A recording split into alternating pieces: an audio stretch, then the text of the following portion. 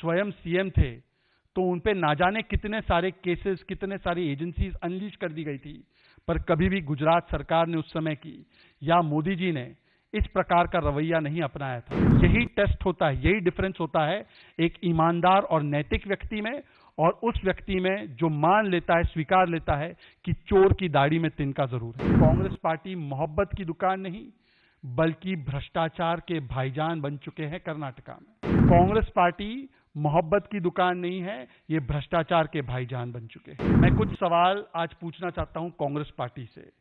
6-7 सवाल है।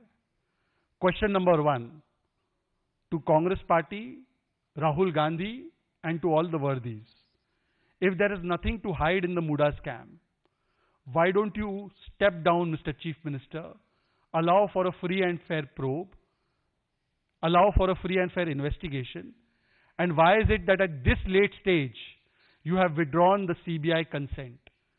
When your government was formed in May 2023, then today why you have woken up and why you have done the withdrawal of consent?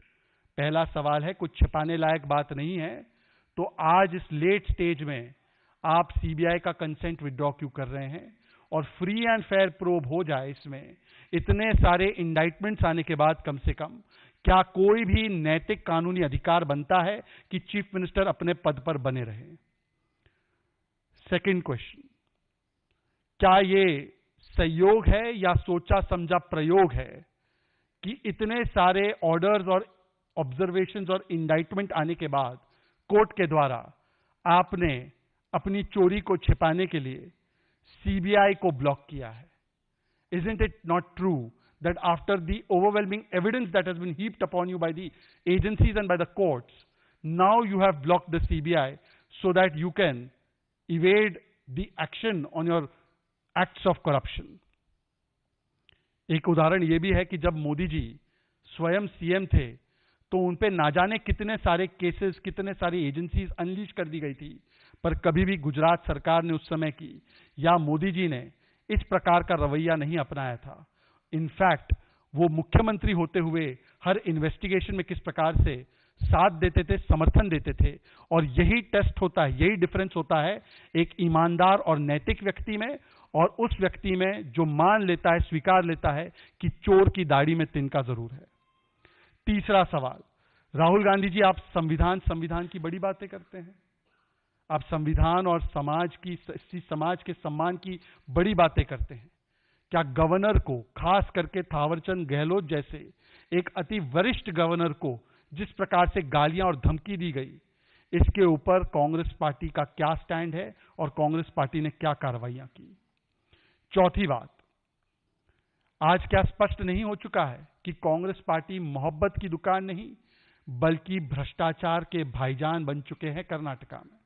क्योंकि कर्नाटका में केवल ये मुडा scam नहीं, अब तो मुडा स्कैम 5000% कंफर्म हो चुका है। पर मुडा स्कैम के अलावा वाल्मीकि स्कैम में भी एसटी समाज का पैसा लूटा गया, लैम्बोर्गिनी गाड़ी खरीदी गई, शराब खरीदी गई, चुनाव में वो पैसा इस्तेमाल किया गया, एक व्यक्ति की आत्महत्या भी हुई, मंत्री का नाम भी सामने आया, और बेशर्मी से कांग्रेस पार्टी कहती है स्कैम तो हुआ है जी, पर 180 करोड़ का नहीं हुआ है, केवल 90 करोड़ का स्कैम है। ये भी उन्होंने सर्टिफाई किया है कि ये स्कैम हुआ है। फिर उसके बाद ट्रांसफर पोस्टिंग घोटाला, चावल घोटाला, और जो जमीन से जुड़ी हुई पार्टी, कहने का मेरा तात्पर्य यह था कि न केवल गांधी परिवार का नेशनल हेरिटेज घोटाला बल्कि खड़गे परिवार के ट्रस्ट में भी जिस प्रकार से एरोस्पेस पार्क की जमीन आई, उसमें भी बहुत बड़ा प्रथम दृष्टया घोटाला सामने नजर आ रहा है। क्योंकि एक एससी एसटी समाज के व्यक्ति को जो स्टार्टअप के लिए जमीन मिलनी चाहिए थी, वो कॉन्फ्लिक्ट ऑफ इंटरेस्ट और अब्यूज ऑफ पावर करके एक फैमिली रन ट्रस्ट को मिल जाती है। तो कांग्रेस पार्टी मोहब्बत की दुकान नहीं है, ये भ्रष्टाचार के भाईजान बन चुके हैं।